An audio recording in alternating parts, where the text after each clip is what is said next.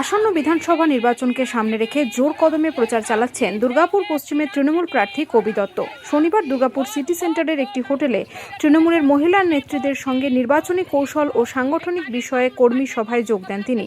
এদিন উপস্থিত নেত্রীদের সঙ্গে আসন্ন নির্বাচনে মহিলাদের ভূমিকা, ভোটারদের কাছে পৌঁছানোর পরিকল্পনা এবং দলীয় কর্মসূচি নিয়ে বিস্তারিত আলোচনা হয়। বৈঠক শেষে হোটেল থেকে Durgapur city centre press club পর্যন্ত একটি বর্ণাঢ্য মিছিলের আয়োজন করা হয়। মিছিলে অংশ নেন বিপুল সংখ্যক তৃণমূল কর্মী সমর্থক ও মহিলা নেত্রীরা।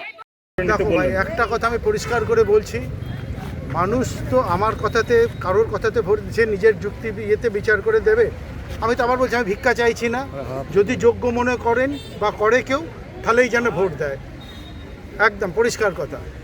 অসাধারণ আপ্লুত। আমি তো বললাম আমি আপ্লুত।